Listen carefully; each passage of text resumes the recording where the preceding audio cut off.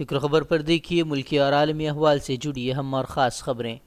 مدھیہ پردیش میں سیاسی گھماسان رکنے کا نام نہیں لے رہا۔ ریاست کی سیاست میں آج کا دن بڑا ہی اہم مانا جا رہا ہے۔ کمل ناتھ سرکار پر بحران کے بادل چھائے ہوئے ہیں، وہیں بی جے پی اور کانگریس دونوں ہی پارٹیوں نے ارکان اسمبلی کی چھٹی کے باوجود میٹنگ طلب کی ہے۔ وہیں مدھیہ پردیش کانگریس رہنما جیوترادتیہ سندھیا نے کانگریس سے استعفیٰ دے دیا ہے۔ وزیر داخلہ امت شاہ اور پی ایم مودی سے ملاقات کے بعد سندھیا نے کانگریس سے استعفے کا اعلان کیا ہے۔ سندھیا کے استعفے سے کمل ناتھ سرکار کی مشکلات میں اضافہ ہو گیا ہے۔ حکومت کو بحران سے نکالنے کے لیے سی ایم ہاؤس پر دیر رات کمل ناتھ کابینہ کے 20 وزراء نے بھی استعفیٰ دے دیا ہے۔ وزراء کے استعفے کے بعد ایم پی کے وزیر اعلیٰ کمل ناتھ اپنے کابینہ کی نئی تشکیل کر سکتے ہیں۔ اس درمیان کانگریس کے 19 ارکان اسمبلی بنگلورو سے بھی کوئی بڑا فیصلہ لے سکتے ہیں۔ وزیر اعلیٰ کمل ناتھ نے مدھیہ پردیش کے تازہ سیاسی حالات کے بارے میں اپوزیشن پر حملہ بولتے ہوئے کہا ہے کہ بی جے پی لیڈروں سے رہا نہیں جا رہا۔ 15 سال کے گھوٹالوں کا انکشاف ہونے جا رہا ہے، جس کی وجہ سے بی جے پی لیڈران پریشان ہیں۔ انہوں نے الزام عائد کیا ہے کہ مافیا کی مدد سے سرکار گرانے کی کوشش کی جا رہی ہے۔ بی جے پی اور کانگریس دونوں ہی پارٹیوں نے ارکان اسمبلی کی میٹنگ طلب کی ہے، جس میں بڑے فیصلے لیے جا سکتے ہیں۔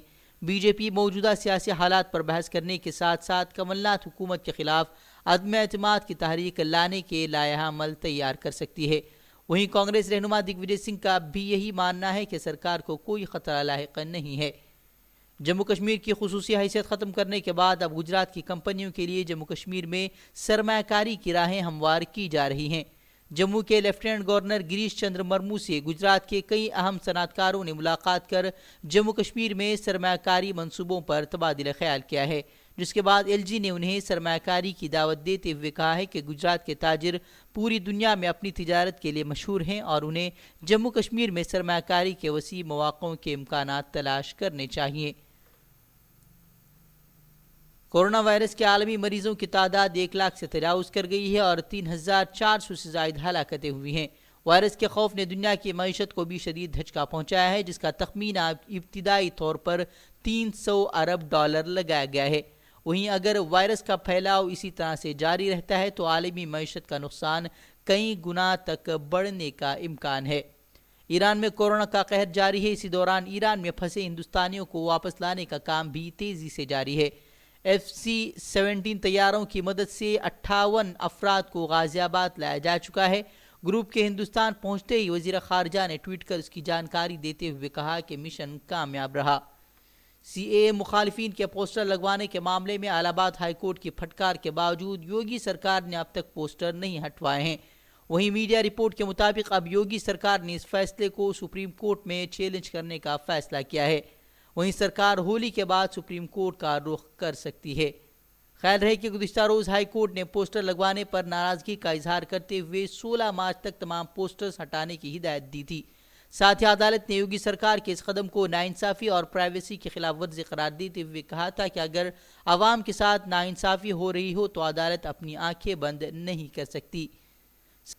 وہیں الہ آباد ہائی کورٹ کے فیصلے کے بعد اکھلیش یادو نے یوگی حکومت پر طنز کسا ہے۔ انہوں نے کہا کہ الہ آباد ہائی کورٹ نے متکبر حکومت کو لتاڑ لگائی ہے، جس سے آئین کی جیت ہوئی ہے۔ ساتھ ہی انہوں نے کہا کہ CAA کے نفاذ کے بعد دنیا بھر میں ہندوستان کی بدنامی ہوئی ہے۔ انہوں نے کہا کہ بی جے پی کو کسی سے مطلب نہیں ہے، اس کا مطلب صرف کرسی سے ہے۔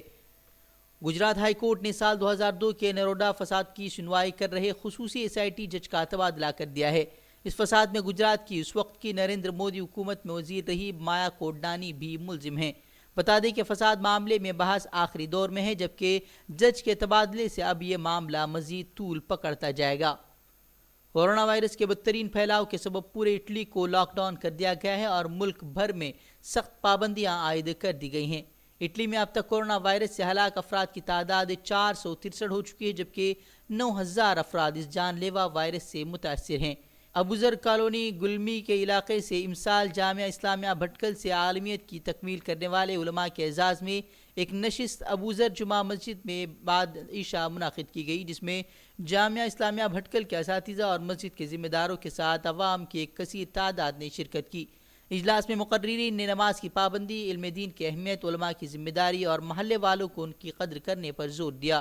ساتھ ہی امسال جامعہ اسلامیہ بھٹکل سے عالمیت کے درجے سے فراغت حاصل کرنے والے طلباء کو انعامات سے بھی نوازا گیا ہے۔ آئندہ اپریل سے ریاست کرناٹک میں شروع ہونے والے NPR کے عمل اور CAA NRC جیسے قوانین کے مکمل طور پر بائیکاٹ کے لیے لائحہ عمل تیار کرنے کی غرض سے اڈپی میں ضلع جنوبی کینرا، منگلورو شمالی کینرا اور اڈپی ضلع کے ذمہ داروں کی مشترکہ نشست منعقد کی گئی۔ میٹنگ میں ان قوانین کے متعلق مختلف امور پر تبادلہ خیال کیا گیا اور سبھی اضلاع کے لوگوں کو مل جل کر اس کے خلاف اقدامات کرنے پر زور دیا گیا۔ اس کے ساتھ ساتھ ضلعی سطح پر ایک احتجاج کرنے کو بھی منظوری دی گئی ہے۔